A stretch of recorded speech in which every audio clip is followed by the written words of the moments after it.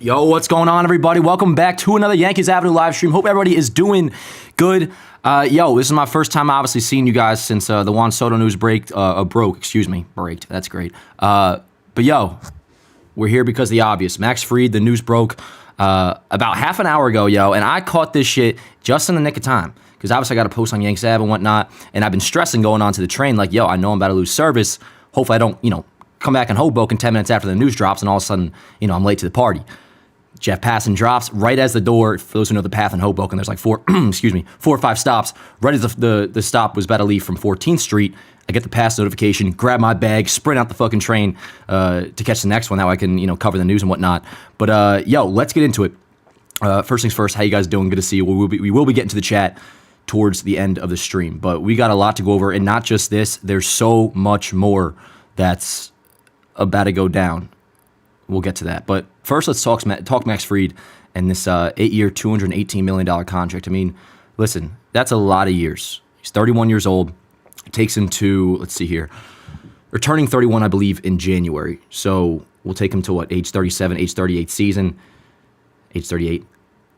That part, I'm not going to lie, I don't love, chat. 8 years is a little bit rough. But the good thing is, with it being $218 million, you put it over 8 years, the AAV, average annual value, is just $27.5 million. So the fact that they're able to keep it below 30 with the amount of money we have left to spend, which I would say before trading Stroman, entering this deal was about 70, 80 million to add to the payroll this year. Get a picture of Max Fried's caliber for $27 million a year. Just from that standpoint alone, on a year-in, year-out basis, $27 million, that is a steal.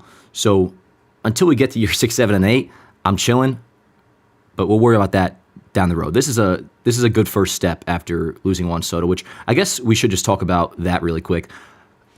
Let's talk about Soto really quick, because this shit was ass. You guys know, for those following me on Twitter, I was fucking crashing out. Some were saying I was crashing out yesterday. That is not true. Sunday night I was bugging, tweak my ass off, no doubt about it. Now, the way I roll, I don't know if it's an ADHD thing. Object of motion has to stay in motion. I can't really dwell on it, so I'm not going to lie, and I'm not bullshitting you. From a player perspective and team construction perspective, I'm chilling losing Juan Soto. Now, am I still a little bit embarrassed by it? For sure. He went to the Mets. That fucking sucks, and that was my worst nightmare. Fuck him, though. He didn't want to be a Yankee. And for me, it's as simple as that, yo. It really, really is. Especially because what I think is going to come, and that is possibly the acquisition of Kyle Tucker, which I'll tell you right now, cancels out the entire thing. So, losing Soto from the embarrassment side of things, that's real. Does it doom the 2025 season not having him?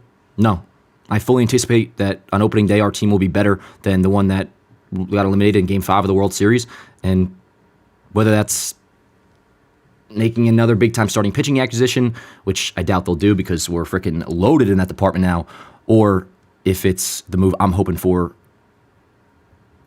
hands on my fucking knees, begging for, which is Kyle Tucker, and the Yankees have been linked since yesterday, and even more reports today that they are at least interested. And I've heard some things as well. We'll talk about that, but I did really want to just let everybody know it's all about, fuck Juan Soto. I hope he rots in Queens. And to be honest, I think he already regrets it. If I had to guess, he can't get out.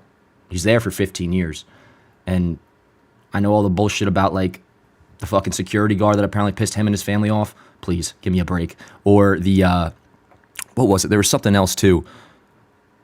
He looks at the Mets' future and is, more intrigued by that than what the Yankees had. The dude was going for the money. I was wrong. I was naive. I thought that wasn't going to be the case. I thought he cared about being a Yankee. He clearly didn't. But don't get it twisted. It doesn't mean nobody cares about being a Yankee. It just means he didn't. So let's get the guys that want to be here. So not much more for me to say about it, yo. Let's begin a new chapter, and it's the post-Juan Soto era. And it is what it is, yo. Fuck him. Let's get back to Fried, though, and talk about the Yankees rotation, because now he'll slot in as the number 2, no doubt about it. Rodon goes to 3. Now, what's interesting is obviously the Yankees have an insane surplus of starting pitching. First things first, Marcus Stroman, he's going to go. And, he really was gassing up his boy Soto the other day on social media, which is fine, I guess. But, you can tell the way he's responding to Yankee fans. He knows he's getting traded. And to be honest, going into the offseason, his $18 million, may have seemed like a tall task to get rid of. Not only are you going to be able to get rid of it now with the way the starting pitching market has unfolded, but you might even be able to get something back. So Stroman, as far as I'm concerned, he's as good as gone. Here's where it gets interesting, chat, because, the rotation, here's what I want. Cole, Fried, Rodon, no doubt about it, they're starting first 3 games of a playoff series. After that, Clark or Heel, one of those two stays, is a fixture in the rotation, the other one goes. And the one that catches my attention is my guy, Luis Heel, who follows Yankees Ave, Rookie of the Year, he's a fucking beast. Luis Heel is going to, I think, headline a Kyle Tucker trade. I'm pretty damn confident, to be honest, chat, that Brian Cashman has a shit-eating grin as we speak right now. Because if the Yankees are able to get this done, and all it is talks right now, if the Yankees can get Kyle Tucker after losing Juan Soto, I won't go as far as to say it cancels out, I almost am going to say it, bro. It cancels out losing Juan Soto. It just does. From an embarrassment perspective, would sure save face a lot because, it's like almost one step ahead of you vibes. Okay, we lost Juan Soto, didn't have to pay $760 million for him, and we get a guy that, to be honest with you, with the way he plays defense, which is superb, tremendous, there's a world where Kyle Tucker could have a higher WAR than Juan Soto next year. So in a way, it would almost cancel out. It'd be a very similar situation to last year, where when the Yankees got Soto just 1 year, it would be a rental. But if you can get him in a deal that's headlined by Luis Heel, chat, I mean, what are we doing? I like Heel a lot. And this may come to a surprise to some people, maybe not so much us, but other baseball fans who just constantly, I know it from the John Boy office, constantly undervalue Luis Heel and what he could bring you on the trade market. I mean, he's a starting pitcher with four plus years of control, or exactly 4 years of control, coming off the Rookie of the Year. The strikeouts are insane. The stuff is insane. I know a lot of people will mention the walks with Heel, which, yes, is insane. But guess who was the best pitcher with runners in scoring position? Luis Heel. You look at his batting average against with runners in scoring position, I think it's at 180? So sure, he gets a lot of guys on base, but nobody's better with runners on base than Luis Heel. He can get a lot back. And to be honest, I never thought it'd be Kyle Tucker, and the steal has not happened yet by any means. But it can get it done. Heel can get this done. Heel can get this done. And if you were to bring in Tucker, man, I mean, listen, it would change everything, Chad. We would be back. I mean, we would be back. If you brought in Tucker after losing Juan Soto, it would cancel out. He's not as good of a hitter. Now, this was in 78 games, but he had a 180 WRC plus. Juan Soto had what? I think like a 185.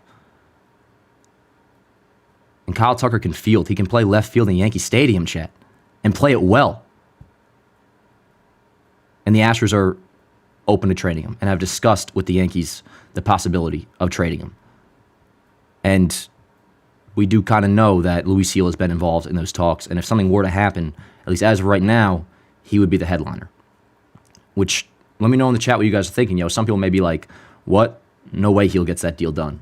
Which, remember, Tucker's just a rental. This is essentially the same thing as Soto, which would scare some people off, I'm sure. But just in terms of matching up value, Luis Heel is theoretically Michael King in this trade scenario, where King led us the deal to get Soto last year. Luis Heel would fill that role in getting us Tucker this year. Some may also say, why would you give up Heel for just a 1-year rental? Again, we have a surplus now with Fried being signed. It makes one of those two expendable. And one of those two, I'm saying Clark or Heel. Heel has more value, so I would assume he'd be the one to get a possible Kyle Tucker deal done. Stroman, he's gone, and that's $18 million off the books once they trade him this winter. Hasn't happened yet, but once it does. And yeah, signing Fried gives you the ability to trade one of those two, Clark or Heel, and hasn't happened yet, so I don't want to get my hopes up, chat. But this is the one thing that, from an optics standpoint, because no matter what, Yankees should be in the World Series next year. The AL sucks, so we should be back. But from an optics standpoint, getting Kyle Tucker saves us, bro. Almost to the level of, and I want to be careful saying this because it definitely could come off like Copa, and, 3 days ago I was fucking getting on my hands and knees for Juan Soto. Now, fuck him. But because of the defense and being able to play left field in Yankee Stadium, One, if you can just catch a ball, Yankee Stadium, I mean, I'll invite you to my fucking wedding, dog. But he's one of the best outfielders in baseball. I'm not playing when I say with his offensive ceiling, which you see right here, 180 WRC plus in 78 games, but 180 WRC plus. Pair that with a good defense. Juan Soto just had the best year of his career, which was an 8.1 WAR with us, which I'll probably never achieve again, but whatever. You cannot tell me there's not a possibility full season of Kyle Tucker. If he hits the way he did this past year, and even if not, he's still really freaking good. But if he does, you can't tell me it's not impossible for him to, according to WAR, be a better player than Juan Soto next year. And that's not what this is all about, yo. But in part it is. I'm a fucking hater. I don't give a shit. Like, Juan Soto, I'm not playing. Like, I really want him to rot in Queens. I hope there comes a day in mid-May where he's like, man, like, this is really not where I should have went. And I'll say, at least in my head, if this scenario ever were to pop into my brain as something that actually happened, I would say, yo, like, you're fucking there, dude. You got to rot just like Robbie Cano. I think Robbie Cano, from the second he signed in Seattle, he regretted it. And even if Soto's not there just yet, I think soon he will be. And that could start fucking ASAP. Mostly from like a rivalry perspective, because that shit's real too now. Yankees and Mets. I never thought that was an actual rivalry because it wasn't. Now it is. You lose Soto to the Mets, end of the world. A week later, though, you go out and get Kyle Tucker. You know what I'm saying, chat? You catch my vibe? So we'll see what the deal is on that. But now that Max Fried is signed, which, again, 8 years, crazy. I was honestly scared about 7, and then I saw 8. Like, ugh. But the good thing is that it keeps the AAV under $27 million a year. And we could talk more about him, by the way. But the exciting thing is this is the first domino to fall post-Soto, and that's where shit really gets moving. I think there's a chance that, not Tucker necessarily, but another move could break while we're live here on this stream. So this is the first domino to fall. That in itself is just exciting as, almost like the picture that we just got. This is the very first move of plenty. But let's talk about the move itself, because we kind of just glossed over that really quick because I was so excited to get to really the offseason beginning, and we'll see what that leads to. But Max Fried, man, this dude is going to fit perfectly as a Yankee. I mean, the ground ball rate you see right there, terrific throughout his career. And in 2024, the 58.8% ground ball rate he had was second best in baseball behind Framber Valdez, who the Astros are also probably going to trade, by the way. Not to us, but he's probably getting moved. The ground ball rate, that'll obviously play. He's not as much of a strikeout guy as I always thought, but capable. I mean, he strikes out a little less than a batter per inning. Health has been a little bit of a concern. 2023 only made only pitched 77 innings. Fuck, what was that? Remind me again what his injury was in 2023, Chad. Otherwise, though, I mean, he's, for the most part, been pretty healthy. 174 innings, 185, 165. So at least since COVID, he only had that one blip on the radar where he pitched under 100 innings. Otherwise, he's been above 150 3 of the last 4 years. ERAs, 304, 248, 255, and then 325 in this most recent year. This dude's a legitimate number 2 starter behind Garrett Cole that will then allow you to push Rodon to 3. And just speaking of the rotation, and I can say the obvious, and Cole and Fried are going to be a damn good 1-2 punch in the playoffs. That's pretty obvious to say. But the exciting thing is now that Carlos Rodon gets bumped to number 3. And I don't know how you guys are feeling about a month and a half removed from the season, but I want to emphasize this now. We haven't talked about it in a while. Carlos Rodon had a good season, I mean, you just look at the numbers in themselves: 16-9 record, 3.96 ERA. Compared to expectations going into the contract, maybe not so great. But reminder, you take out a 5-start stretch in the beginning of the summer, Carlos Rodon had 26, 27 starts of a sub-3 ERA. He was very, very good for the most part, the strong majority of this season. Unfortunately, it ended not so great because he had that blister on his finger in the playoffs, so didn't pitch too well in the World Series. But all in all, man, like, you tell me Carlos Rodon coming back as our number 3 starter now, with Cole and Fried, man, in the top 2 as like the 1-2 punch, probably the most lethal 1-2 punch in the American League, just assuming. I'd have to actually do some research on that. Rodon the 3, and then, again, going back to what we have after that, if they keep Nestor, which he could get traded to, he could be our 5. And I know it's because of circumstances, but reminder, like, Nestor Cortez was our opening day starter last year. And the circumstances were, of course, Cole was hurt, but still. Nestor was kind of looked at as the dog after Cole. They didn't want Rodon to pitch on opening day. He could be the 5th starter this year, if he's still on the team. My prediction right now, and we're going to get to the chat in a little bit, but there's so many thoughts. You guys know I'm sporadic as hell. I just speak as I think. We're going to go through a lot. I have a lot of takes. But I'll tell you right now, Stroman's gone. Nestor I would watch, but I really, really think Luis Gil goes this offseason. for Kyle Tucker. And if they do that, man, now I'm going to pull up the lineup. You got to ignore this a little bit because that would be the only move that we make. But he slides in there right there where Soto was, number 2 ahead of Judge. And then definitely another move coming after this. Yankees have been heavily linked to Christian Walker ever since losing Soto. Wouldn't be surprised if that's something that happens. Although, depends how many moves they're going to make. Because to be honest, I'm torn between... You know what? We shouldn't even talk about the lineup just yet because we have to see what does happen with Tucker. But I'm not out on Bellinger whatsoever, Chad. I think Bellinger makes a lot of sense because he can lead off and he can play first base if you need to. Lefty bat that doesn't strike out a lot. Excuse me, hold on. I almost am even between Bellinger and Walker still, even after losing Soto. People bring up Bellinger's money. He's under control or signed for 2 years, man. I understand that they do it the $25 million a year. But he's signed for 2 years. It's not a long-term deal. You got to worry about him turning like 35, 36, 37 and aging poorly. I mean, he's 29, 30 years old right now. So it's not a matter of, oh, he's going to regress. It's a matter of he can play a damn good center field when you need him to, which if you get Tucker, it would be more so first base, but he's above average at first base too, and he can lead off. So if you were to get Kyle Tucker and I had one more move to fill in after that, it probably would actually still be Bellinger over Walker because Walker can't lead off. Tucker's a heart-of-the-order bat.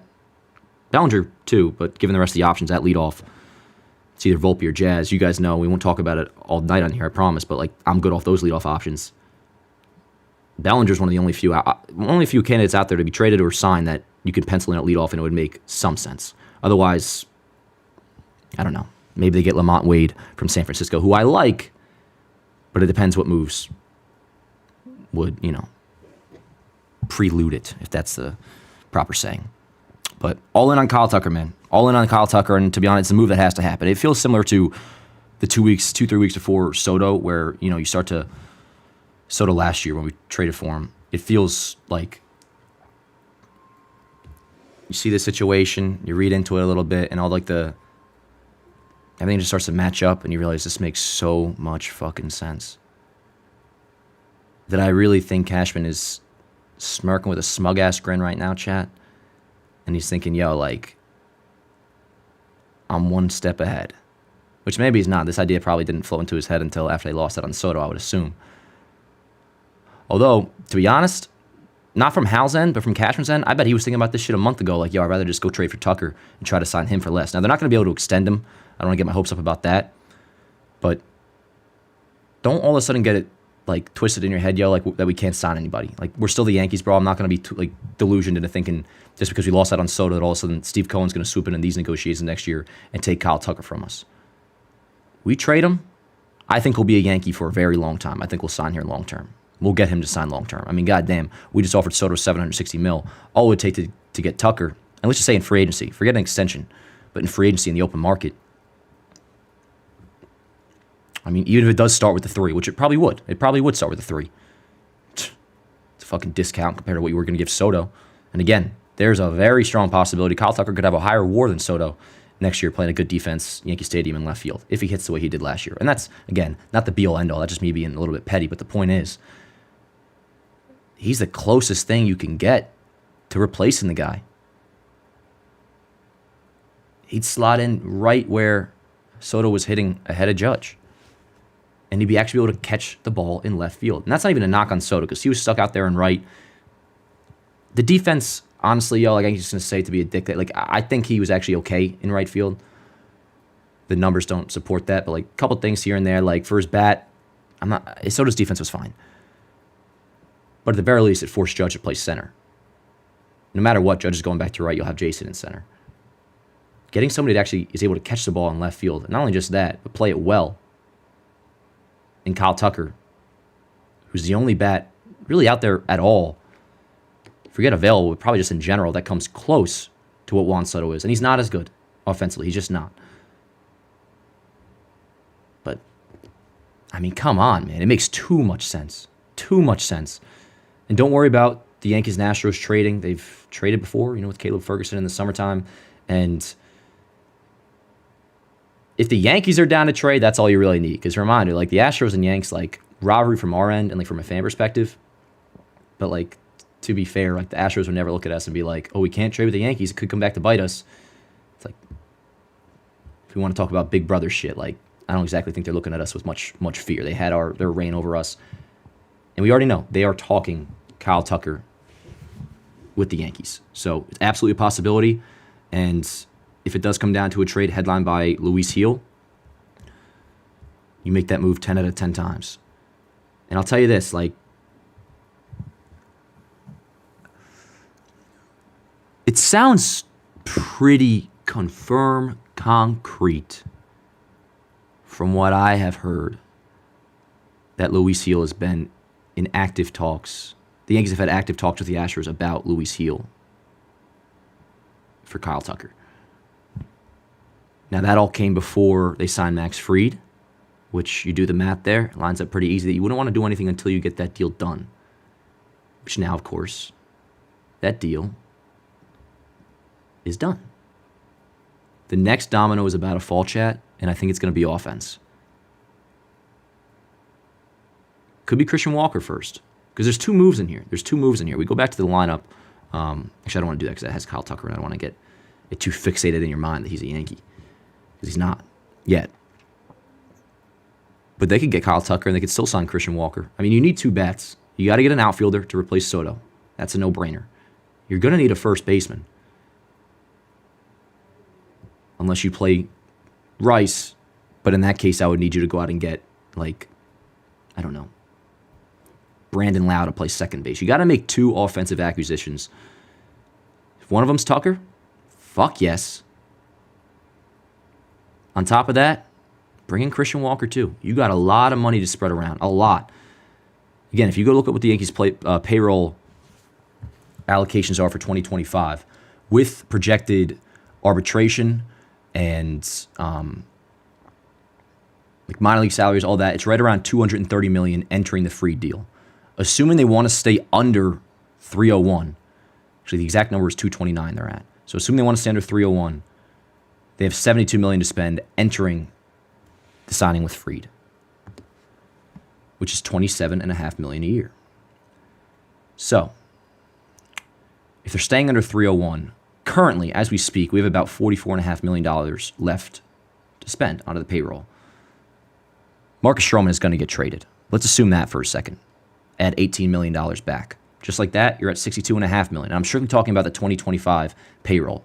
So after trading Stroman, it's like a little live offseason blueprint. We have a budget of $62.5 million. After signing Fried, and in theory, let's say we trade Stroman and get his $18 million off the books, we're at $62.5 million left to spend for 2025.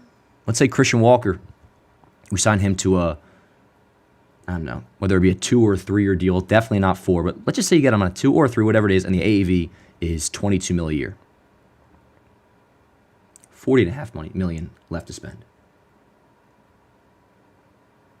Let's say they get Bellinger. It costs $25 million a year. $15.5 million left to spend. The Yankees can do so much, Chad. So much. Fried, bang, already done. Go out and get Tucker. Cancel out losing Juan Soto. Bring in Cody Bellinger or Christian Walker, whatever it may be. Like, they have so much. Also, I did not factor in Tucker's money on that. I just realized. But the point is, we had, what was it, before the Walker thing, I had like 44-something million left to spend, or $62 million left to spend. They trade Stroman, dude, which they will. They have at least 3 moves left, chat. At least 3 moves left. And you could trade Nestor. He's making about $8 million next year, I believe. But you don't trade Nestor if you're trading Heel for Tucker. Which is getting, into the weeds a little bit here. But it's kind of what we got to do, Chad, because the Yankees and Cashman are going to get creative. Which, that's what Cashman's wanted to do for a long time, man. To actually be able to build a team. One that he's, I think in his opinion, able to attach his name to and not feel cheap. Like, not cheap at all, but, getting there the easy way. I mean, shit, I would just like to get there anyway, Brian. But, well, Hal was definitely, upset to see Soto go. And Cashman, in an ideal world, would have gotten him back, but not for that money. I think Cashman's happy that it ultimately concluded the way it did. Reminder, Cashman wanted to let Judge walk. Hal stepped in and said, hell no.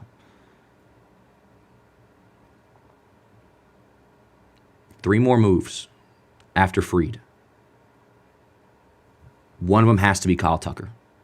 And then we'll see what they do after that.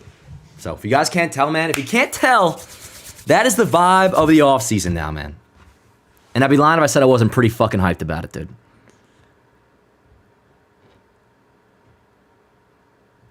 You'd be like one step ahead of the game, man. Like, oh, you lose Juan Soto? Well, guess what? We're getting Kyle Tucker. And, we'll sign him next year for about $300 million less. Oh, and he can play defense. Let me be a fucking hater, Chad. Why not? Like, I don't got to wish Soto well. Hell no. I'm rooting on his downfall. And that might start early with the Yankees getting somebody who's almost just as good. And again, when I say just as good, I'm not saying offensive because Soto's one of the greatest hitters of all time. But with Kyle Tucker being able to play a damn good, well, he plays right field, but he's superb there. He'll play left in Yankee Stadium. If he's just above average, I'm not playing when I say he could have an equivalent WAR to Juan Soto next year, which was an 8.1 Juan Soto had. Best year of his career with the Yankees this past year, 8.1 WAR. Kyle Tucker in 78 games last year, or this past year, same year, 4.2 with the Astros. Because he fucking raked. He plays good defense. Makes too much fucking sense, chat. Too much sense. Let me pull you guys up and see how you're feeling. We could talk more about Max Fried, by the way. But again, I'm more so pumped because this just gets shit going. This is move number 1, chat. This is the first of 4. And it's a good move. It's a great move. It's a really, really good move. 8 years, ugh, awful. But $27.5 million a year for Max Fried, who's probably at least a top 3 lefty in baseball. And in general, is one of the better pitchers in baseball with a ground ball rate that is just fucking superb. Number 2 behind Garrett Cole. Bet. Team is upgraded. Let's go do more. And they're going to do more. Could happen as soon as tonight. We'll see. Christian Walker.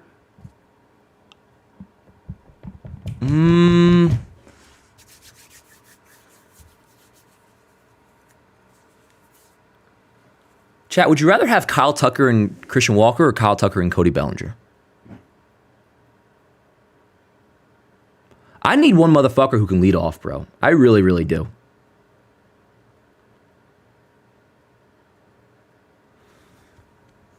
Let's see how much Kyle Tucker's going to make this year, man.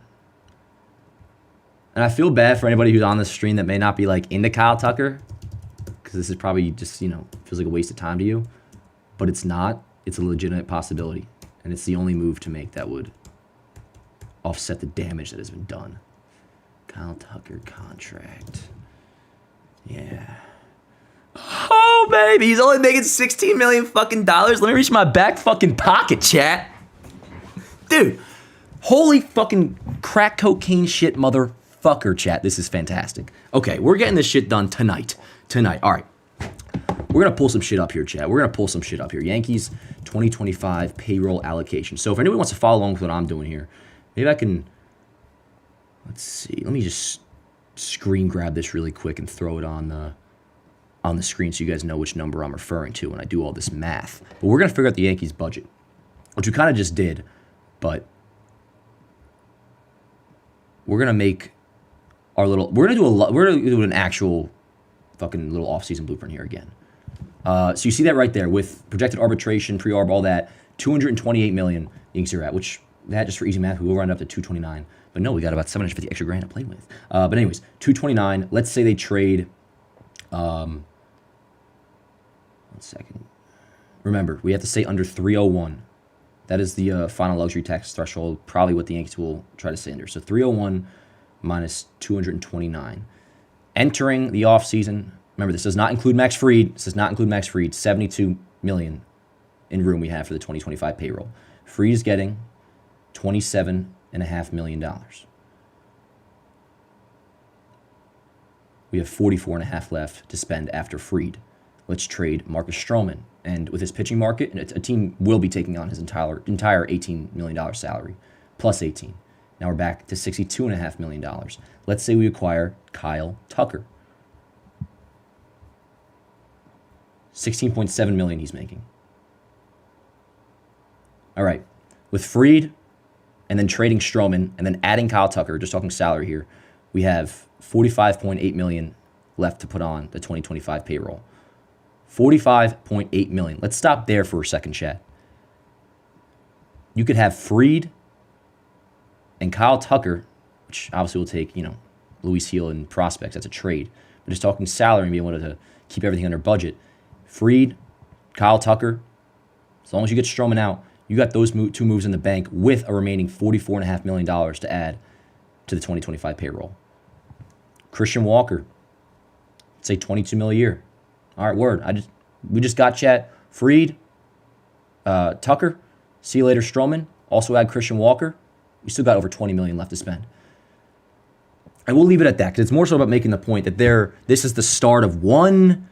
This is one of 4 moves to come, chat. One of 4 moves to come. At least 3. Which, if you were somebody before Soto saying, let him walk, which in my opinion was crazy, and still, I don't know if anybody actually felt that way. They're probably just preparing themselves for disaster. But those who did, whether, actually felt that way or not, will always say we can spread the money around instead of giving it all to one guy. Well, you're about to get your wish, bro, because that started tonight with Max Fried, and it could continue tonight with either Christian Walker or within the next week or 2, Kyle Tucker. There have been links to Teoscar Hernandez. I'm good off him. He can't play the defense. He can't play the outfield. He does hit, but with Soto gone, we do need lefty bats again. That conversation we kind of put to bed a little bit, once especially we got Jazz and Soto. Our lineup balance was the best it's been in probably a decade this past year. And if we had retained Soto, we're still pretty much chilling with him, Jazz, and Wells, Jason too. You got to replace Soto with a lefty bat, though. And Teoscar's obviously right-handed. So no thank you on that. There was one of the Latin reporters that was putting that out yesterday. Never ended up being a thing, at least as of yet. So hopefully that doesn't happen. I'm good off that. No Teoscar Hernandez. It's pretty clear what I want. And with that, I'm going to turn it over to you guys and see how you're feeling, yo. How are we feeling about Max Fried? What do you think about Kyle Tucker? To be honest, it's more of a Kyle Tucker stream than Max Fried. But trust me, I'm fucking hyped. God damn, we got over 800 people in here. Let's fucking go, baby. Let's fucking go. Hold on, let me get through some super chats too. But let's see. Oh, real quick, I just saw some Anthony Santander stuff. No, thank you. Santander, you can't. Same with Teoscar, man. Now, granted, Santander's a switch hitter, so he has that going for him over Teoscar. Can't play the field, man. Can't play the field. And it's so bad to where you'd have to put him in right, and he'd probably still be bad out there, and that keeps Judge in center. Nah. It's another reason why Tucker makes so much sense, man. I'm not just saying, how great his defense is, just the fact that he's capable of playing defense. You can actually put him in left field and be like, all right, word. Judge goes back to right, finally. Which, Judge in center is not the worst case scenario, don't get me wrong, but for, taxing on his body, you don't want him there.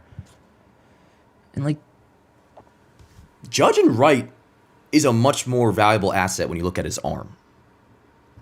If you have a good arm, you should be in the corner outfield spots.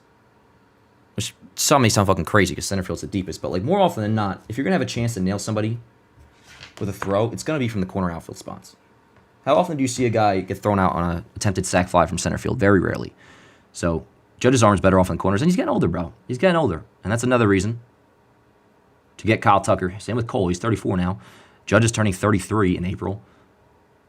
The conversation we always have about the window closing, this shit's getting real now, man.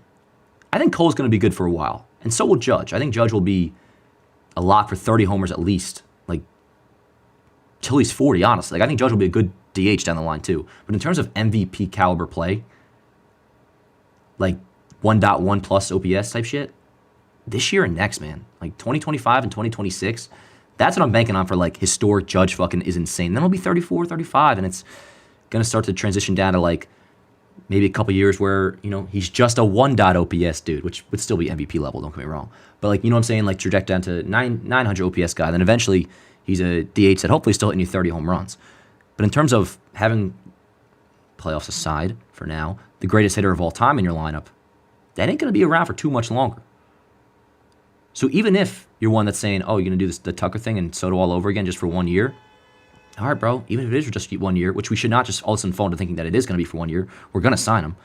But even if it is, word, you got to win. You got to win. And that's something, if you're the most pessimistic Yankee fan out there that's looking for a little something to hope, which I'd like to think you don't really need too much anymore with, all these facts I'm spitting right now. That shit's about to be good.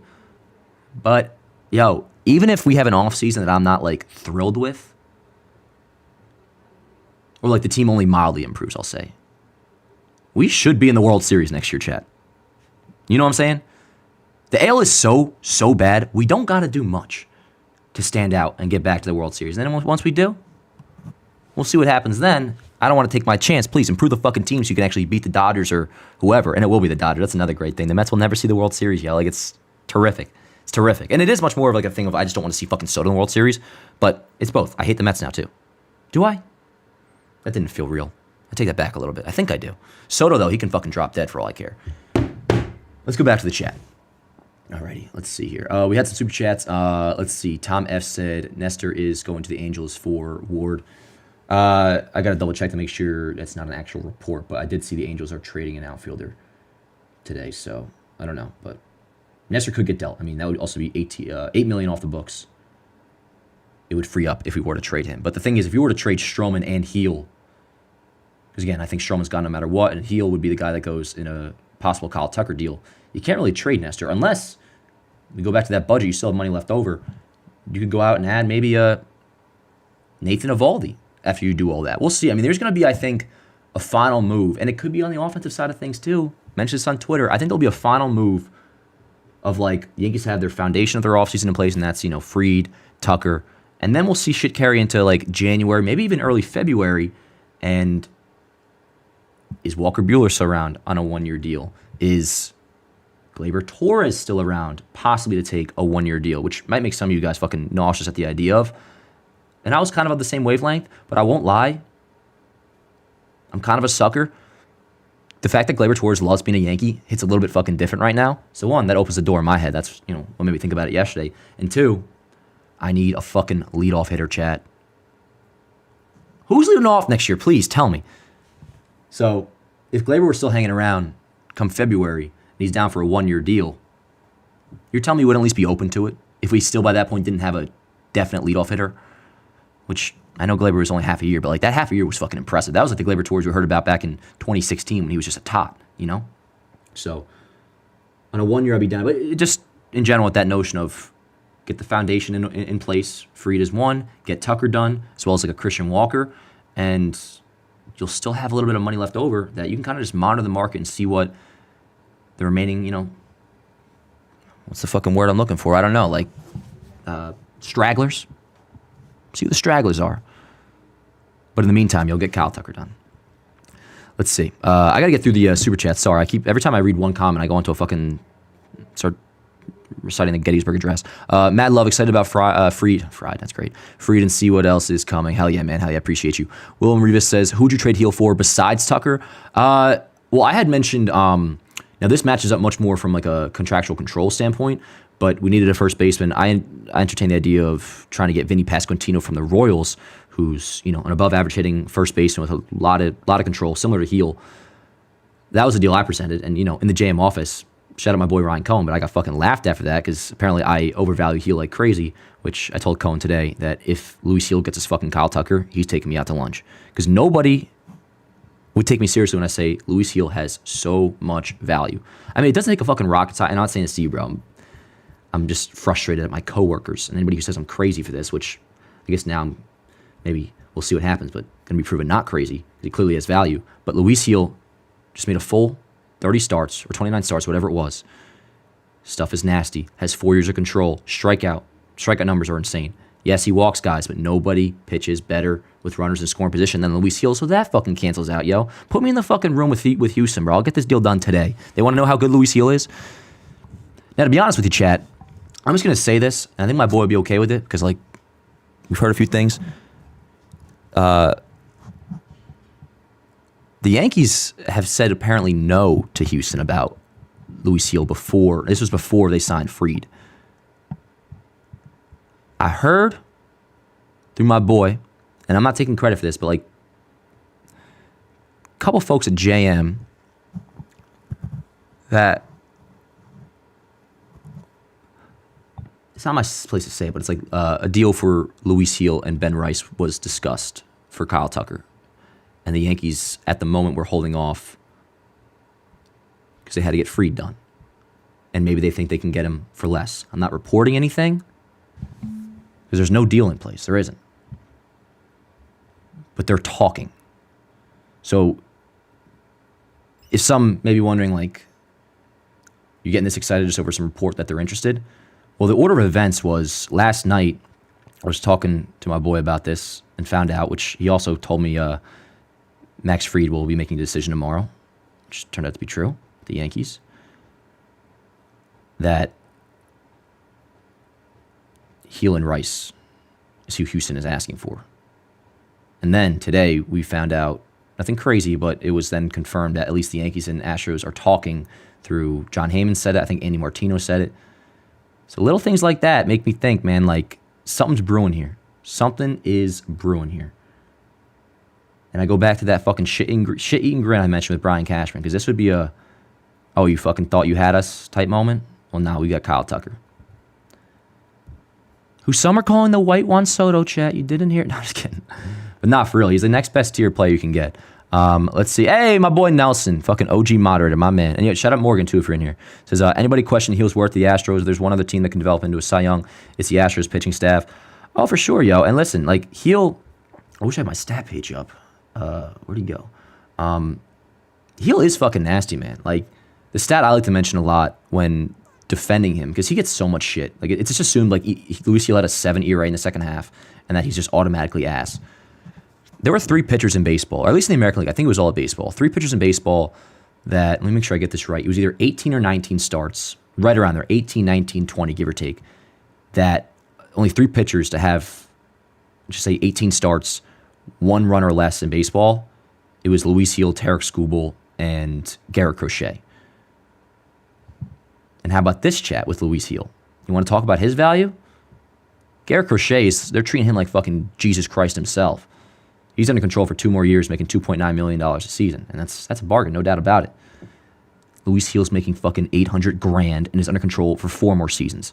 Who is going to tell me that he doesn't have an insane amount of value?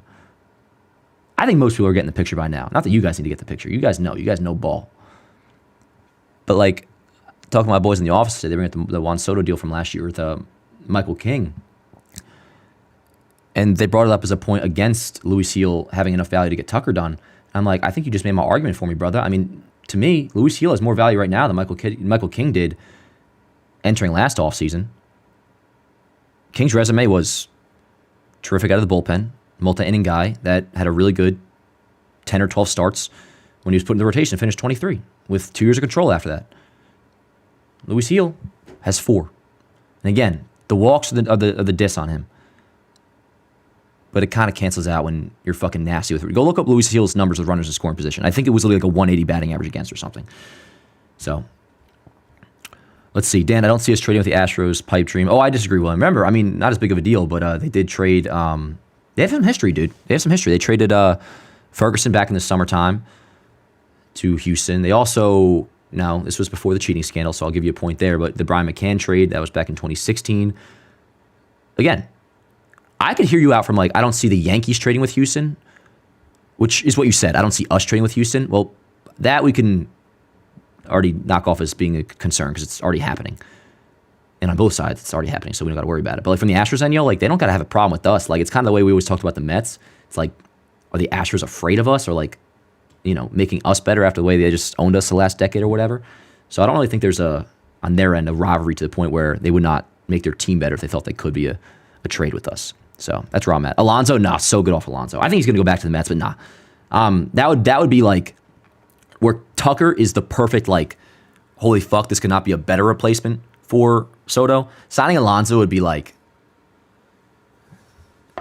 it would make losing Soto more embarrassing, I feel like, Especially when at that point you definitely do just go get Christian Walker, who I'm still for, by the way. I almost want Bellinger to come play first base because I want to lead off. You guys know how I feel, though. Thoughts on a Nate Lowe trade or Nate Lowe? Keep seeing people talk about him. I don't know why Texas would trade him. Yeah, let me do a refresher on Nate Lowe. What's his deal? Was he the guy that was good in the World Series year and then struggled last year, or what was the deal? Oh, no, he was good last year. What's his deal? He's first base? Lefty hitting first baseman. Nathaniel, wow. 121 WRC plus this year, 16 homers, 117 last year, 17 homers. I mean, Daniel Lau is good. But my answer to this would be no, because this is assuming they were to fucking, get Tucker, which is the world I'm living in, so forgive me. Your trade assets go there. You don't go out and give up more assets to acquire a first baseman via trade when you can just go sign Christian Walker. I mean, really, the only loss of prospects this offseason should be the one trade, which is if they do Tucker or Bellinger. Because as much as I want it, I don't see them doing both, though they could. They definitely could. But if you wanted to avoid that, you just sign Christian Walker to play first, and that was just money. But let's get back to the live chat, and see how you guys are feeling, which, we're also kind of on here for, waiting on some more breaking news, possibly. We'll see. But where you guys at on, did Nicholas just mention Carlos Correa? Is that so, huh? You like Carlos Correa, huh? How are we feeling about Fried? Yeah, I guess I should talk about him a little more than I have. Good. This gives the Yankees the... Chat, fill me in, because I saw somebody mention it, and I was wondering before, what are the other, when thinking like best 1-2 punches, at least in the American League, because forget the NL, they don't matter till October. In the American League, give me like the best rotations in baseball. Jog my memory. Best rotations in the American League, or whoever the fuck. Best 1-2 punches. I want to see how Fried and Cole and Rodon stack up against. Because my point is, that's as good as you get. And the only downside of Fried, if you want to call it a downside, he's going to strike out a lot of guys. But to be honest, I'd rather have this than a guy that strikes out fucking 250 batters a year and is throwing fucking 100 miles an hour and is going to have his elbow fall off in a couple years. Fried throws 93, 94, 95. Not a doctor, but it's got to be better on the arm. And the ground ball rate, dude, over the full season, as long as he stays healthy, you have a ground ball pitcher that stays true to who he is, and that's getting ground balls. It almost is impossible for them to regress. So there's no doubt about it. I shouldn't say impossible, but it's less likely at least because he's already throwing 93, 94. The velocity's not going to go down. He's not a big strikeout guy. He just needs to keep inducing contact and inducing it softly on the ground, and this contract could age well. So I'm sure that's why the Yankees are willing to go to 8 years. Again, if I were to say one negative thing for those who maybe just joined, 8 years is fucking crazy. But if this is what we had to do, and it clearly is, to not losing to Boston, because for those who didn't see, this was between us and the Red Sox. Which that's a nice little bounce back of, getting outbid by the Mets, and on the flip, if that's what they had to do. If you got outbid by Boston right after that, that would have been a fucking shitty feeling, chat. So they did what they had to do. 8 years, 218, definitely hefty. But the good thing, especially with that, is the AAV is below 30. $27.5 million a year for Max Fried. One day won't be a steal. One day may even look But right now it looks fantastic for the 2024 season. And I would say at least through, he's 31 right now. I'm banking on him being the number 2 to Cole. Well, at least just the number 2 in general. Who knows what Cole will be in a few years. But for the next at least 3 seasons, next 3-4 seasons, being a legitimate number 2 pitcher for the Yankees. Which, again, then moves Rodon to 3. But let's take a look back at the rotation really quick, because we got to figure out what exactly is going on here. The first 3 are locks, although Rodon pitched well enough last year that if you wanted to try to trade him, you could, but he would have to approve it. So forget that. I don't want to trade him. Cole, Fried, Rodon. Cole, Fried, Rodon. I think Heel gets traded for Tucker. I think Stroman gets traded. At the very least, just to clear his salary. But with the pitching market, you might even be able to fucking get a prospect for him, to be honest. And he's you can tell the way he's talking. He knows he's out of here. That leaves Clark and Nestor for the 4 and 5 spots. Now, again, the Yankees' budget allows them to, if they trade Stroman as 18 mil, you got Fried, you can go out and get Tucker, you can go out and get Christian Walker, and they'd still have a good amount of money left to spend towards a 2025 payroll, you could still trade, even if you deal Stroman and Heel while adding Fried, you could still trade Nestor, get his $8 million off the books, see if you get anything from him, because the only concern there is health. Otherwise, he had a really good season. And sign Nathan Eovaldi to like a 1 or 2 year deal. You know what I'm saying? Like, there's so many fucking like little chutes and ladders that the Yankees can climb up and shoot in and fucking maneuver. Like, shit's gonna get fucking fun, man. I truly, truly think Cashman's having a ball right now. Like, I tweeted that out yesterday, and in part I regret it because like the way I worded it made it seem like that was probably the one tweet yesterday which sounded like I was coping. I was like, I bet Brian Cashman's like ecstatic right now about this. Because you guys know how I speak, it's always like in hyperbolic tone. But I really mean it. Like, I think Cashman is very excited about how crafty he can get. And we know for sure people within the organization were, at least when he got to the point of like 750, 760, were like, yo, like, we just dodged a fucking bullet. Jeff Passan said it yesterday. All this stuff's on Yankees Ave, by the way. If you want like up-to-the-minute coverage, like Yankees Ave on Instagram and Facebook, I always post it. So like Jeff Passan said yesterday on Buster Only's podcast that he thinks it's better for us having missed out on Soto, which, again, like I'm fucking being a, like, if we signed Soto, I wouldn't be saying this. But I'm a big silver lining guy, yo. Like, how could you not be? I mean, are you just going to be, like, miserable? I feel like, what is the point of dwelling and just sitting on it and being fucking like, oh, that's that. Yankees aren't the Yankees anymore. Like, fuck that shit, bro. Fuck that shit. I feel differently than I thought I would have felt, to be honest. In part because how Mets fans have handled it, too. Like, the No More Whittle Brothers shit is fucking hilarious, chat. But I'm happy for him. No, I'm not. I'm not happy for him at all. It's just so much flexibility now, so much money to be able to spread. If we re-sign Soto, maybe we have enough to bring in, like, they probably could have brought in Fried, and that would be about it. No first baseman, no second baseman, nothing on top of that, no supplemental moves. It would just be pretty much Soto, then maybe one more piece after that. Now, again, I think this is one of 4 moves. One of 4 moves that not only will make us like marginally better than the team that finished in 2025 or 2024, but all in all, yo, I'm not being a fucking biased, salty dickhead post Juan Soto leaving for saying this. I think there's a world where we're ecstatic about the team we see on opening day. Only if we sign Kyle Tucker, though, or trade for him. Eovaldi went to the Rangers? When?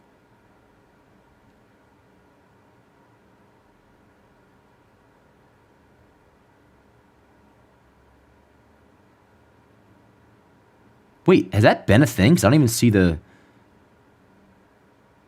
He's been on the Rangers? Oh, just now. Word, okay. Is it just now? Hey, what up, Morgan? Okay, word. All right, well, forget that then. It's also just an idea of get a guy on a cheap 1 or 2 year deal. I'm curious what the return's going to be on. Not the return, the contract is on that. Like all these guys are signing and we ain't getting them, LOL. BV, we just signed Max Fried, bro. We just signed Max Fried. What you mean? What you mean, bro? Yo, chat, drop a like in the video if you don't mind. But we're gonna wait on here for at least we're gonna be chilling for a little bit. Yo, grab a drink, kick your feet up. Let's hang for a bit, because we might get at least even like a little nugget of information about what the Yankees' next move could look like. Which, again, Christian Walker's also a possibility. I think Teoscar's. I'd like to think the Yankees are smarter than to actually entertain Teoscar Hernandez. So let's put that to bed a little bit for now. If we're gonna talk outfield, Tucker and also Bellinger's a legit possibility too. Which I'll tell you, if I all of a sudden got a notification he's got Bellinger, right now I would actually be upset. Because I don't think they get both. They definitely could, but I would just assume they're not getting both. But if you did, you definitely could make it work. Tucker in left and then Bellinger just plays first while being able to play some center every now and then too. And Tucker does not strike out. Neither does Bellinger. So there's 2 guys that make so much sense. I hate Bellinger. I don't love Bellinger either, Nick. And we talked about it a lot last week, so we don't have to spend too much time. But I feel like a lot of people don't like Bellinger because they look at him as a guy that should be an MVP, or that people mention it's like, oh, a superstar name we're going to bring in, Cody Bellinger. Trust me, I'm not looking at it as that. I look at it as a dude who can play an exceptional center field, an above-average first base, a lefty bat that doesn't strike out a lot, and can hit leadoff for the Yankees. and his power would skyrocket, leaving Wrigley Field to come play in Yankee Stadium. I mean, I don't want to get ahead of myself at all because these two players are not on the team. But let's just say for a second they were able to get, and they definitely can, Tucker and Bellinger. I mean, what that does is sandwiches Judge in between two lefty bats who strike out at about a 15% clip, which is nothing. Another thing, Teoscar Hernandez strikes out like 30% of the time, as well as bad defense. Right-handed bat, just, no thank you. And I like Teoscar as a person, as if I know him personally. I don't, but imagine that. Bellinger leadoff, well, you guys know how I feel. I like the idea of Judge batting. Give me, Judge was so successful because he batted third last year. He's Aaron frickin' Judge. He batted second in 22. He was just fine. He batted leadoff in 2022. He was just fine. That was someone who was cracking me up with Soto and Judge, because I would mention even when it was still a possibility, like, you get Soto, and if they were to sign Bellinger or trade for Bellinger, I said leadoff Bellinger, Judge 2, Soto 3. And people are like, it worked so well last year. Like, if you think that's why Judge and Soto were good, I think you're fooling yourself. Like, Judge is fucking Judge. So if you were to get Bellinger and Tucker, you bat Judge 2, Belly leads off, Tucker behind Judge. And then Stanton 4. I mean, come on. Or Walker 4. I mean, there's just so much to do, chat. So much to fucking do. Dan, Tucker is honestly as good as Soto. Bro, Devontae, you don't got to tell me, bro. And I appreciate you saying it, though. I do. Like, I was getting loud about it in the office today, because here's something that fucking pisses me off, man. Like, listen, I know I'm fucking crazy and shit, and I present myself in a certain way. There's one thing about that I do not like, is that sometimes you can get lost. Like, I'm very serious about this shit, and I fucking know ball. I'll go to war for this, bro. I mean, it's pretty easy math. Listen, I'm not just doing a whole extrapolate the war he posted last year over 162 games, and it's higher than Soto's, although he could. Juan Soto does not play good defense. His highest WAR ever was this past year, 8.1. Kyle Tucker, the 4.2 WAR he had in 78 games was in large part because of the 180 WRC plus he put up, which is a career high. Now, don't get me wrong. Kyle Tucker's always been really good. He took it to another level.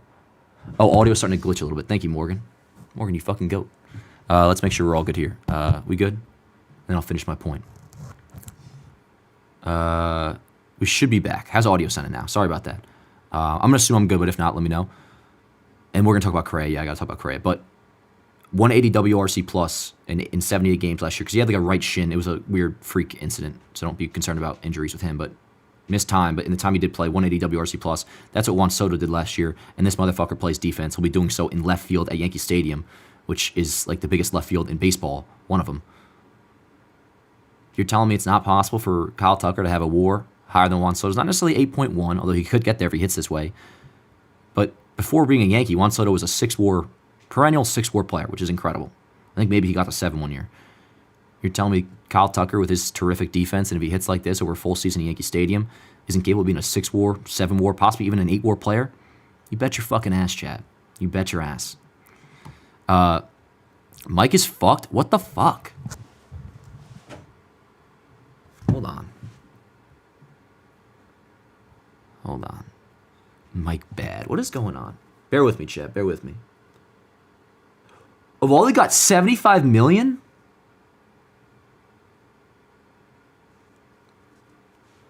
How is the mic still cutting, bro? This is annoying as fuck.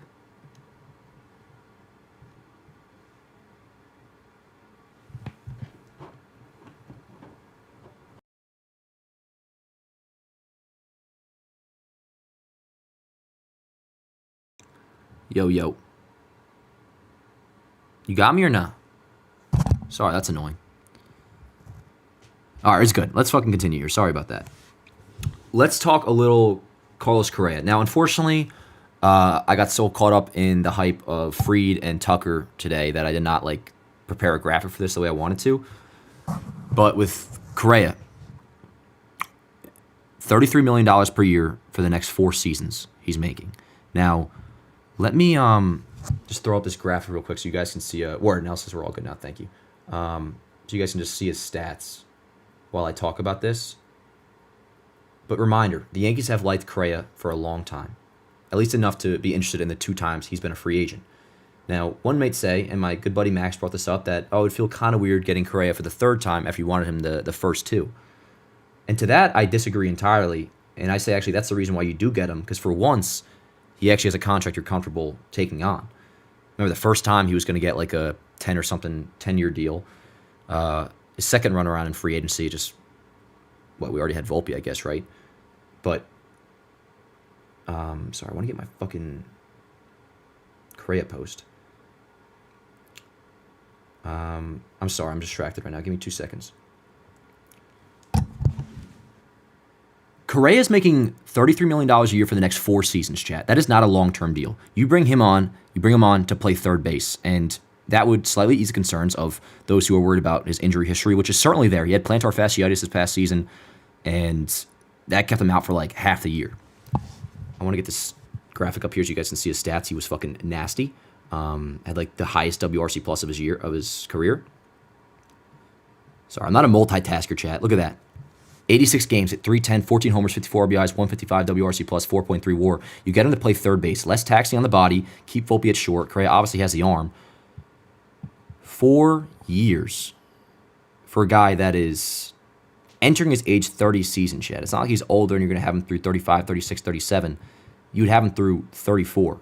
And listen, I'm not an idiot. Just because you move him to third base does not mean all of a sudden he's going to be miraculously a 150 game a year player. I would assume an IL stint. You keep him healthy for October, though. So if he only plays 130-something games, you don't bank on that. Like, I'm not saying, like, oh, I'm planning on Correa being hurt a lot. But if he does, as long as he's healthy for October, you're fine. And if you're worried about the plantar fasciitis, he underwent a procedure during the season, came back, and while it was just 11 games, he hit 325, like a 900 OPS in those 11 games he came back. So he was clearly fine. And again, the overall numbers are insane. You have him play third base only because of the contract. The contract may even scare some people because he's making $33 million a year. And maybe I'd want the Twins to eat about like $5 or so mil. We'll see. Because they're broke, by the way. It's like Soto last year with the Padres. They got to do something, whether it's getting rid of him or, trying to move Buxton or whatever it is. Probably trying to move both. They have like no money. So they're trying to move him. And being able to get a player of his caliber, injuries are a concern for sure. But just in terms of the production and who he is for 4 years, to me, that part's a no-brainer. Now, the one thing people would bring up is like the Astros and the cheating, which I can't dispute that at all. Like, you guys know I still fucking am as pissed about that as kind of like as I ever was. There's a difference with Correa, though, I will say, compared to, like, some of you may be saying, like, well, why are you done bringing Correa but not Bregman? Bregman's legitimately, like, a bitch. Bregman does not own the fact that he cheated. When I say own it, I don't mean, like, come out and apologize and start going to church or nothing. It's the way they handle it. Carlos Correa owns it. He knows he's a villain to the point where it truly does play. Even me watching Correa with the Twins in the 23 playoffs when they, like, picked off whatever the fuck it was, Vlad at second base against the Blue Jays. I remember watching him and being like, yo, I do hate the MFer. And then I'll say to this day right now, because until he's a Yankee, I have no problem. I'll hate everybody who's not a Yankee. But I remember watching him, man, just being like, I got to give that dude respect because he's a fucking baller. And he's a villain. He's a villain, and he owns it. Whereas Bregman is just like, ugh, God. I didn't like Bregman before the cheating scandal.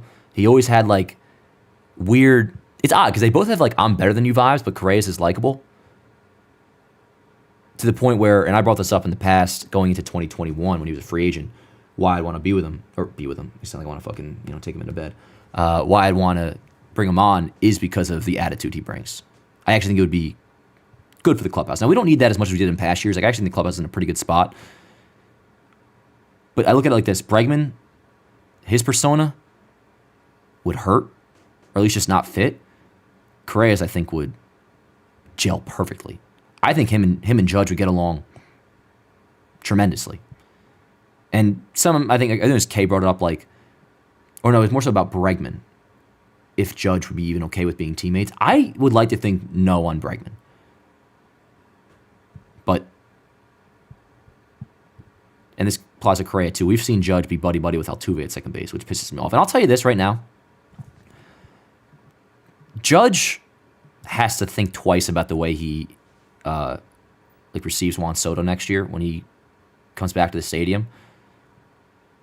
And you don't got to tell me the players are friends. I know. You don't got to tell me the whole, like, I don't know, it's all business. They get it. Judge has to understand some slight optics next year and the perception of it if he's fucking hugging Juan Soto and grabbing his fucking ass when he returns as a Met next year to Yankee Stadium in May. I'm not asking him to give him the fucking stink eye, although I would love it. Love it, love it, love it. Just be like, yo, what up? You know what I'm saying? Like, what up? It was good. That's the fucking vibe I want from Judge next year. Like, don't give me this buddy bullshit. That's how I feel in general about camaraderie between players. But yeah, so Correa, I know it's kind of crazy to say, probably large part because of the cheating scandal and whatnot and the injuries, but you move him over to play third base, mitigates that risk a little bit. See, I sound like a fucking broker, chat. Mitigates the risk. I'm a financial guy now. I got a Pico from Target I've been wearing around. People think I'm the Wolf of Wall Street, but nah. Let's see. Fake passing account. Dan, do you hate Soto? Yeah, big time. Dan, thoughts on Estevan Florial to Correa? I saw that, man. I saw that. Correa is no way likable. I understand.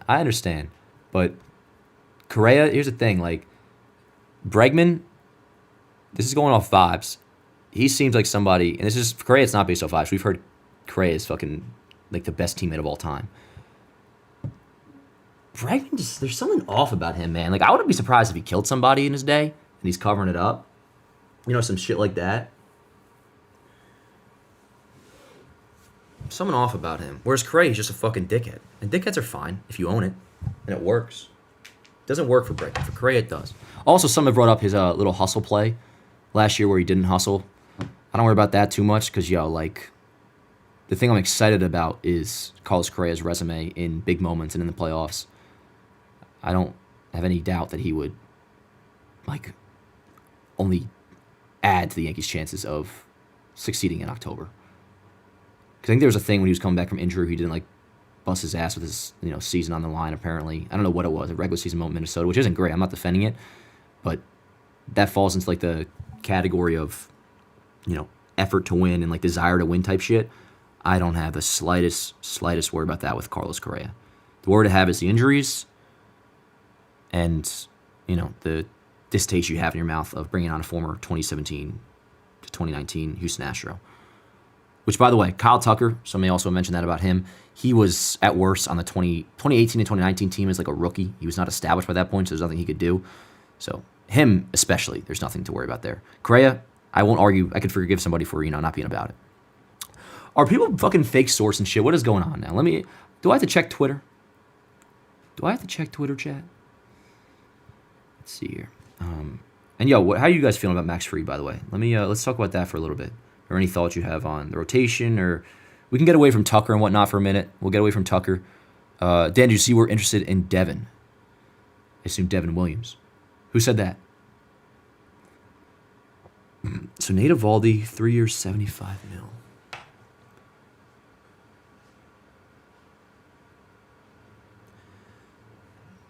It's a nice-ass deal. What are your thoughts on either trading for Vladdy or signing him next year, given that he is 25? I do not think the Blue Jays would trade Vlad to us whatsoever. Fair question. And Vlad is definitely somebody I'd be interested in, like, possibly in free agency. But in general, no, really not, because if you do get to free agency, you probably go for Murakami, the first baseman from Japan. So no. Good off Vlad. I actually feel like he ends up staying a Blue Jay, believe it or not. Free was a signing that needed to be done, first of many. Yeah. Like, it's good to get this out of the way ASAP, too. Kind of ASAP. I mean, Soto was a couple days ago. But this now allows you to be like, all right, we got the foundation in place pitching-wise. Now we have to go get the big bat. You guys know I feel that big bat is Tucker. I would not call Bellinger that big bat, but it could also, at least, again, move number 2. Say Tucker even is move 3 or 4. Move number 2. Could be tomorrow, you go out and sign Christian Walker. And it's like, okay, we're building here, bro. We're laying the bricks. With the mega brick being Kyle Tucker. But, like, listen, I'm optimistic. So everything I see is always, like, with the assumption of, like, there's more to come. Or, things are going to continue to get better. Or Brian Cashman has a plan.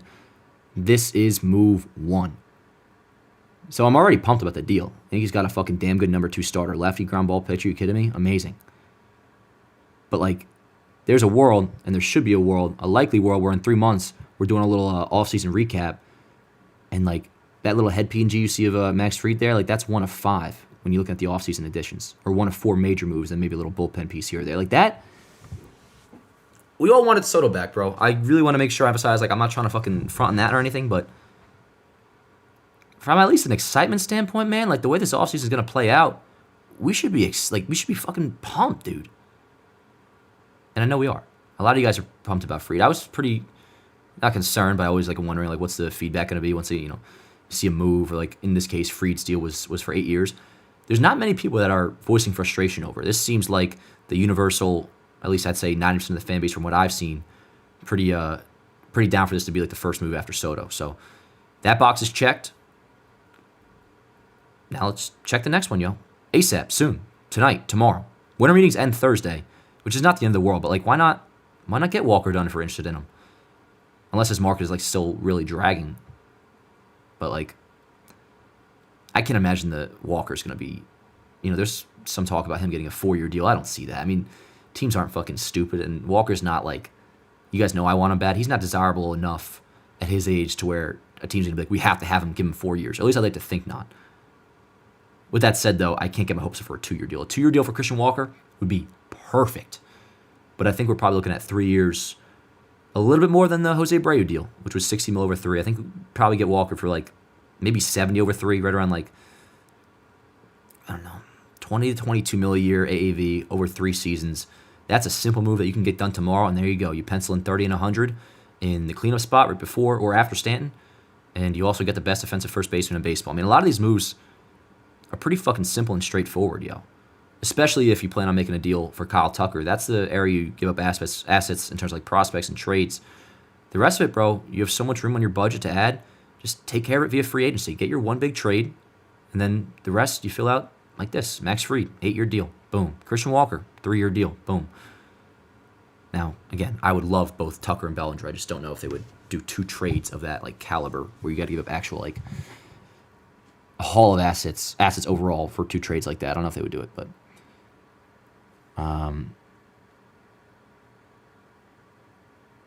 no, Jack Curry just put out like a... Oh, is Yankees Hot Stove about to be on? Oh, shit. Is Yankees Hot Stove on right now? Oh, J-Rob, my man. What are we doing? I'm just messing. But MLB Marathon, bro, come on. You cannot be getting fucking sources from MLB Marathon on Twitter. Oh, yeah, word now. Yeah, no MLB Marathon. Dan, why wouldn't you do an offseason blueprint, though? Yo, I'll tell you, like, once Soto signed with the Mets, I was like, maybe I will do an offseason blueprint. Like, I kind of want to. The problem is, and Fried signing today proves it, it's like those take at least a week. And by the time that's done, we may already have half the roster filled out, half the offseason done already. So, and now that Fried's done, it's especially not going to happen. But for those watching here, we kind of just did one before. You guys know where I'm at. You know where I'm at. It's Tucker. It's Tucker, and then kind of just go from there. But Christian Walker still on the table. We'll see. Yeah, Rangers re-signed Evaldi. $75 million. No, not a year. Good God, imagine. $75 million a year.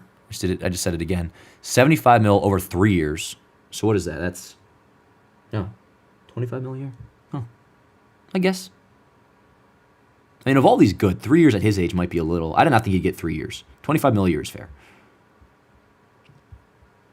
Dan, do you still want Arenado? No, I do not. Which is funny because now they are actually interested in him. I was so down to... My mindset with Arenado was, one, that was under the assumption that we were bringing Soto back still. You get Arenado as, like... If you were to have gotten Soto and Walker, Arenado is like the third bat you add if you were going to go heavy on improving the lineup. And in doing so, you take on his entire contract with St. Louis, and they take back Stroman's deal. Now, we obviously don't have Soto. I don't want Arenado because that'd be too, like, premier of a move. Like, that'd be one of the moves, and I don't want it to be, like, that major of a deal because he's regressing like crazy. What was I going to say? I forget. But, no, I'm good off Arenado now. But it's funny because now the Yankees are apparently showing interest in him. But, no, I'm good. I will get Gleyber on a 1 year before I put Volpe in the leadoff spot. I'm with you now. I'm with you. If he's down to do a 1 year, which we might be the one team he is willing to do that with, unless that bridge has already been burned. He definitely, you can tell by the way he cleaned his Instagram and took the profile picture off and like some of his posts that there was a conversation about a month ago that either was concrete said to his face or was quite telling to him that he's not coming back as a Yankee, and he basically like made that like aware on social media. He just wiped everything, which is classic Gleyber shit, but fine. I doubt that bridge has been burned, though. Like, if he doesn't have that great of a market and he's still around, like, say, a month from now and willing to take a 1 year deal, fuck yeah. Again, going back to that budget we had, the Yankees can do so much, and I'm talking, as long as they trade Stroman, Fried's already done. You can get Tucker and his 16 mil. You can get Christian Walker for, say, 22 mil a year, and you'll still have, what do we put, like 20-something mil left over? Like, there's so much to do still. I know I keep repeating that, but it's just, that's what's fucking awesome about where this offseason could be headed now. So, I love you, Nell. How do you feel about trading for Cody Bellinger and adding in Nico Hoerner to play second base? I'm good off Hoerner, dude. I really, really am. Like, he makes too much money for what he is. Now, it's $11 million a year, but if you look up Nico Hoerner, now, the WAR adds up because his defense is terrific. But I'm pretty sure he's a below league average hitter for his career. Excuse me, he's just a little bit better. He's a 102 career WRC plus. Last year at 273. He does get on base, so he's a little bit better offensive than I thought, but still, he's right around league average, a little bit better. The defense is really good. But, like, I'm sorry. That's, like, not enough for, like, $11 million. I can do much more with $11 million and go out and get Nico Hoerner. And I know the defense is really, really good. And he's quick, too. But the way the Yankees talk about Caleb Durbin, offensively at least, I think he can manage possibly a league average 100 WRC plus batting ninth for the Yankees this year. Maybe. Or if not, you have Waldo bat ninth and play second. Whatever it may be. The other moves that I want, or if the moves that I want are taken care of, you can afford to just go internal still with Durbin batting ninth or not Peraza, to be honest, or like Cabrera, whatever it may be. And I say it as in, like, if you get Fried, you get Tucker, you get Walker, at least compared to paying $11 million for Nico Hoerner, at that point, I'd rather just go Caleb Durbin. You know what I mean? And that was a very long way of saying Nico Hoerner does not move the needle for me. Dan, top 5 bullpen arms to acquire? I don't know, man. I don't know. Like, obviously Tanner Scott, but I don't know ball when it comes to bullpens because I can actually give the Yankees the benefit of the doubt and just let them take care of it. The bullpen will be fine. So I don't know. Let's see. But yeah, I'm totally with you now. Good off Volpe in the leadoff spot. Dan Curry said they aren't interested in Arenado and Bregman. Word! Okay, bet. Not interested in Bregman? Fuck yes. That's awesome. All right, dude, we really got to stop doing the find out about news, and then for the next 15, 20 minutes, it's all just repeat news. And people giving credit and sourcing and all this bullshit. Let's see. Maybe we should throw on hot stove. All this stuff probably was said already that's important. How high on Halsey are you? I don't think it's in the cards with the way I'm thinking, because if, like, I'm looking at Tucker as, and then maybe Bellinger trade as well, but, like, if you're doing Tucker, you can't, like, if you do an offseason of trading for Kyle Tucker, even though it's just 1 year, and then Ryan Halsey as well, that is, like, depleting your farm system / like young core. Because Halsey would cost a lot. Tanner Scott, I like him, but no, I'm good. I don't want to pay relievers. And he probably would. Rengifo, $8 million steal. Yeah, but Rengifo just got that. Didn't he have hamite surgery, which is like death for hitters? Curry is talking about how they are very high on signing Walker. I might just fucking throw on. No, every time I go to do that, I'm like, that just does not sound plausible. I'm not going to do that. It's not a watch party, but keep me updated on all that, because I am definitely intrigued on the Walker angle and how much they're selling. Okay, so Jack Curry said, we know there's other names out there like Hernandez, Santander, but the name they were hearing about most is Christian Walker. Okay, Christian Walker's going to happen, I think. You can kind of tell by that tweet right there. They're focusing on Christian Walker, and unless another team is crazy in on him, then he's going to probably be a Yankee. That's just how this shit works. Which, Walker, if you look at where the current lineup is, with like no Kyle Tucker, no other additions, it's really hard to even write one out. Because what are you doing? Judge, Walker, Stanton, 3 righties in a row? Obviously not. But if they were to get Tucker, then you could do... I wish they would bat Judge second in this case. They probably wouldn't, but let's just say they did. Judge 2, Tucker 3, Walker 4, Stanton 5. Oh my fucking God, Chad. Dan, thoughts on the Martian's success next season? He better be good, man. I have faith he'll be able to catch a fly ball, especially if he's going to be in center, because center field's, at least in Yankee Stadium's case, easier to play than left. But offensively, we'll see. We'll see. Sure as hell not banking on him like batting leadoff or nothing. I think in my lineup I have him 6th or 7th. But a lot of it's because of like lineup balance. He's a switch hitter. Dan, would you rather have Durbin or Rice start? Two different things, of course, because Durbin plays second and Rice plays first. But if I were to just choose like make it simple for argument's sake, like a rookie I would look more forward to watching play every day, Rice 100%. I love Rice. But I don't want him to be the starting first baseman because I want to go out and get a first baseman. Christian Walker. Yankees priority of all that. Yeah, D-backs aren't getting Walker back. Thoughts on Bellinger? I like him a lot.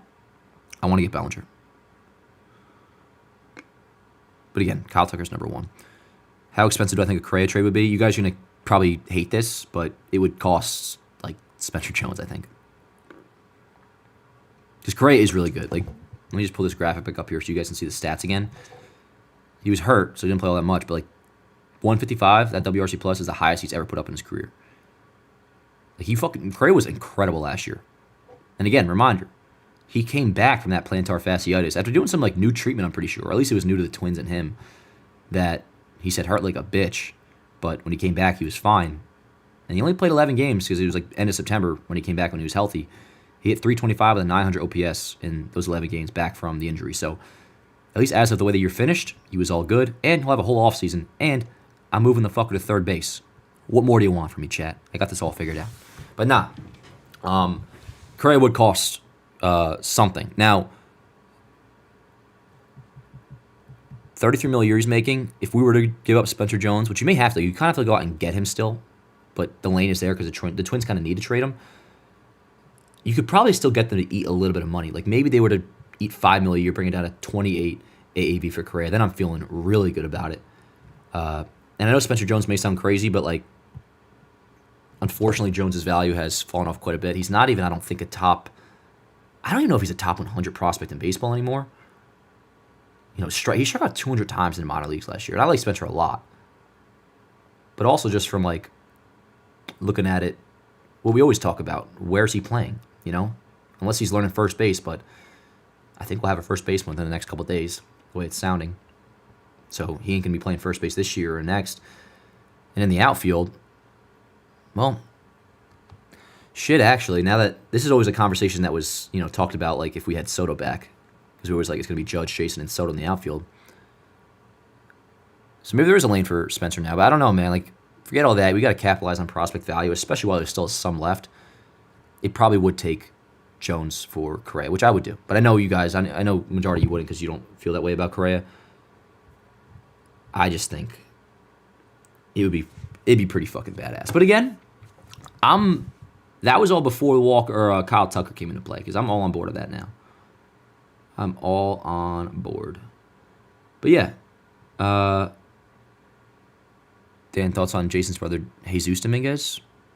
I'm down. What up, Mike? Hey, fuck him too. You think I like him? He had to repeat himself while he's stuttering. I didn't even see it. That was physical. Yeah, no fake sources or nothing. It's not sustainable to keep trading our prospects every year. Well, don't worry about it. I'm not really trying to trade prospects all that crazy. Unless you're talking about the Correa thing, then all right, fair. But if we're talking about Kyle Tucker, Luis Hill is expendable, man. Buxton, I'm good. I'm good off Buxton. He's so injury prone that he DHs. The Twins have the DH, which we can't do. The Yankees were different last year, but obviously not different enough, as we all saw. But whatever they do this offseason, I guarantee you'll find it's different enough and we'll win. Yeah, I mean, listen, man. I don't even know if I want to say that, like, that they weren't different enough. The Yankees could have won the World Series in 2024. They really, really could have. They just didn't. They didn't play well enough. But,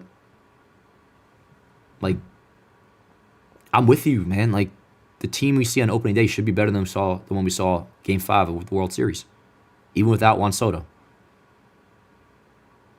Dan, realistically, what outfielder do you want the Yankees to acquire? Kyle Tucker. Kyle Tucker. It is realistic. I'm telling you right now, it's realistic. I love you, Mike. Family live in Miami for college, so I'm going to every Marlins versus Mets game and shit talking the fuck out of Soto in right field. Hey, word, attaboy. You'll probably be like one of 5 people there, but word. Nah, hell yeah, that's sick, dude. Let's see here. Team was not defense focused last year. They went all bat and the bats went cold. Yeah, that was really unfortunate. The bats going cold. Especially because, dude, if they did win Game 5, Judge had just woken up and whatever. But yeah, no, the defense, man, 100%. And that's where signing Christian Walker, not only to plug in 30 and 100 every year, the defense is the best of any first baseman in baseball. So you improve there. That's another thing, like, not only do you get the advantage of improving there, but, like, you can't get worse at positions. Like, Rizzo was not great anymore defensively at first base by the time things ended. But, like, some proposals out there for who should play first base for the Yankees is, like, I don't know, even the idea of, like, I don't know, Yandy Diaz, or let's see, who was the other guy? Who was I fucking thinking? Or it's more so a thing about moving players to first base. Like Judge go to first, or Spencer Jones to run a win, or whatever it may be. Like, learning first base is very hard, and that shit would get exposed quick if you put an unnatural first baseman there, especially after having a pretty respectable one in Rizzo. So you don't want to get worse, but in this case of signing Walker, we get better defensively. And if you get Tucker, you get better defensively. If you get Bellinger, you get better defensively. And I'd like to think Caleb Durbin, if they don't bring Glaber back, is an upgrade over him too, defensively. So if everything goes right, the lineup should be deeper. The defense should be better.